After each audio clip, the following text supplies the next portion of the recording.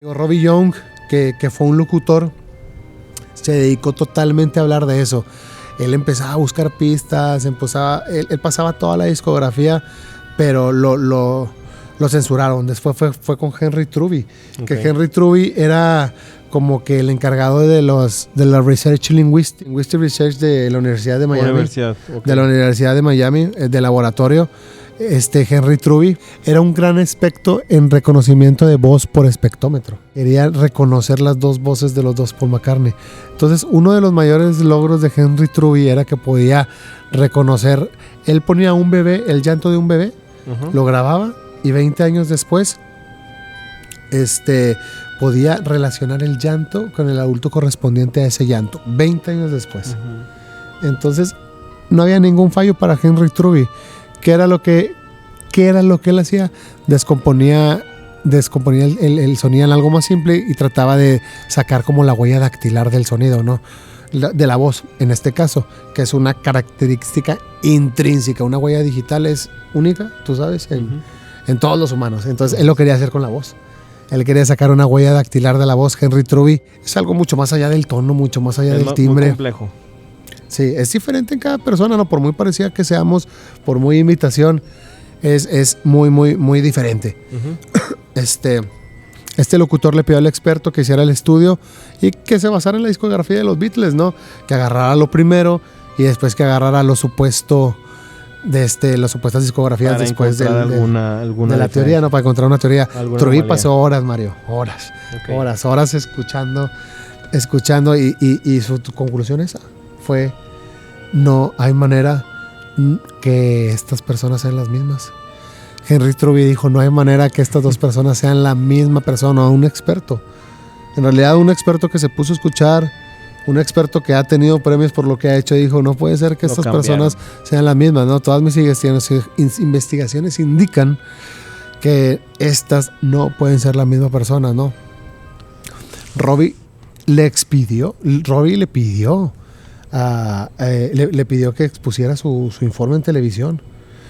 Entonces él accedió, pero justo el día en que tenía que ir a la televisión, le habló y le dijo: lo siento, no me es posible decir nada más sobre este asunto. Entonces, te decía, todo quedó en un rumor.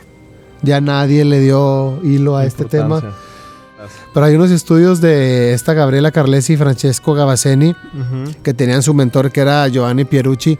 Hicieron unos estudios porque Giovanni era fan de los Beatles y él ya estaba harto de escuchar la teoría esta de Paul y no tenía ningún sentido, no llegaban a ningún sentido, ¿no? Entonces, él le propuso a su equipo de expertos, querían saber la verdad, encontrar pruebas científicas indiscutibles de qué pasó con esto de Paul McCartney, ¿no? Entonces, esa diferencia. Sí, porque Gabriela era experta en reconocimiento craniométrico, Mario. Gabriela era una experta y Francesco era un experto en análisis de imágenes por computadoras. Te estoy hablando ya en equipo de expertos que ayudaron en otros casos. ¿Recuerdas cuando intentaron asesinar al Papa? Sí.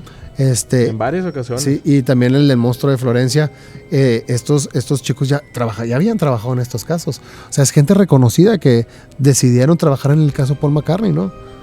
Y ellos desmienten esta teoría. Ellos hicieron un informe, ¿no? Entonces consistía en hacer como un estudio forense de Paul. ¿Qué es lo que quieren identificar cuando quieres identificar a alguien con certeza, ¿no? Sí. Tienes las huellas, el ADN. Todo que te lleve a que es esa persona. Sí, para poder identificarlo. Entonces, no está Paul McCartney. ¿Cómo le haces? No tienes huellas, no tienes nada. ¿Cómo lo identificas? Pues lo que dice Gabriela es la craniometría, Mario. El cráneo. No lo pueden operar. Sí. ¿Por qué? Porque ellos analizan puntos específicos. Sí, se puede operar la piel, pero aún así... Sí, el cráneo va a quedar... Bueno, a lo mejor sí lo puede. De piel, aún así el esqueleto es el mismo. Como la de Face Off. ¿Te acuerdas la película de Face Off de Nicolas Cage y John Travolta? Sí. Pero te estoy hablando de... Aparte de todas estas... De toda la teoría y todas las pistas que tenemos, ya Gabriela ya estaba estudiando craniometría para ver si en realidad era la verdad, ¿no? Porque hay puntos específicos que nunca cambian en el ser humano. Es como la distancia entre las pupilas.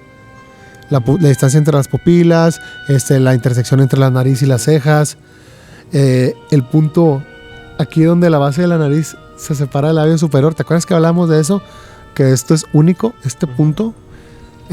La misma conformación de la mandíbula, Mario. Tú hablaste ahorita de los huesos, por la conformación de la mandíbula, la posición auricular.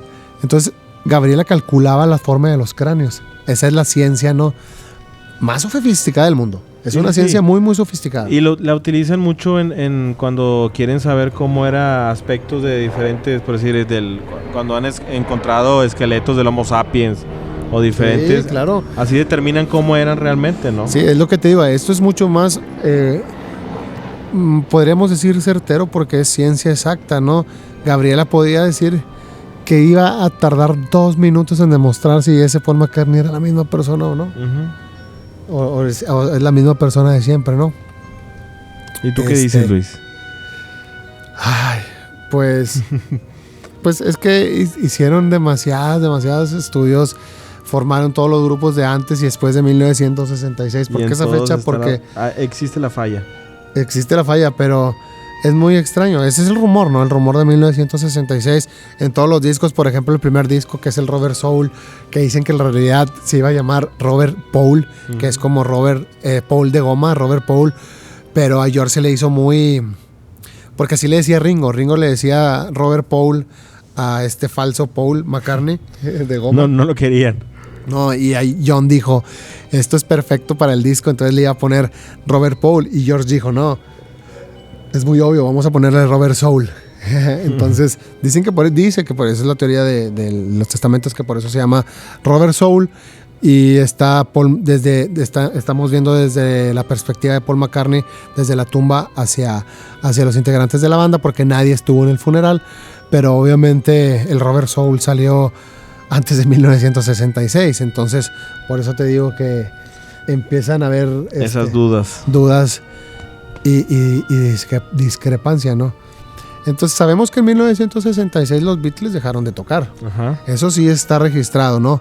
Es como su desaparición de la vida pública. Se metieron directo al estudio. Entonces, Francesco antes decía que todo antes de 1966, todo estaba bien. Pero después de 1966... ya, las fallas. Empezaban las fallas, exactamente. Es que obviamente si el gobierno está involucrado, pues vas a tener todos los recursos, ¿no? Sí, Luis, todo el poder para cambiar y pues seguir con esta... Luis, es que tienen demasiados seguidores, mucha gente estaba atrás de ellos, eran mencionados en todo el mundo, eran las estrellas del momento y no podían desaparecer así como así. Entonces, pues está de dudarse. Yo todavía, la verdad, sí veo mucha diferencia. Se me hace difícil que no sea él. Mira, pero... todo dice que se le ocurrió a John Lennon por el libro de Stephen King, que cuenta la historia de estos pescadores que cuando estaban en alta mar, pues se murió uno de sus amigos y al volver, que querían decirle a la gente pero no podían, entonces escribían poemas para decirle a la gente, dejándole los mensajes de lo que había pasado. Entonces John sugirió todo esto, John sugirió pistas visuales, pues para decirle a la gente el incidente de Paul, ¿no? Lo que le había pasado a Paul. Y él decía, así la gente no nos va a matar, así la gente cuando se enteren no nos van a matar, porque nosotros vamos a decirles, intentamos, válgame la redundancia, decirles a través de las pistas, en las portadas, en las letras, pero pues nos tenían amenazados, ¿no? Amenazados. Pero es algo que nunca sabremos, ¿o sí? Pues quién sabe, te digo, hay muchas pistas, por ejemplo, ahí tenemos en el Revolver, en el álbum Revolver, que dice que pues como se acababa de operar Paul, no podían salir en público, no podían hacer fotos, y por eso decidieron hacer una caricatura.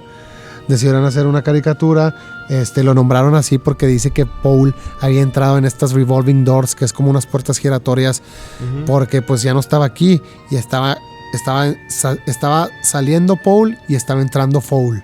Eran como unas puertas giratorias, a revolving doors, por eso se llama Revolver, el álbum.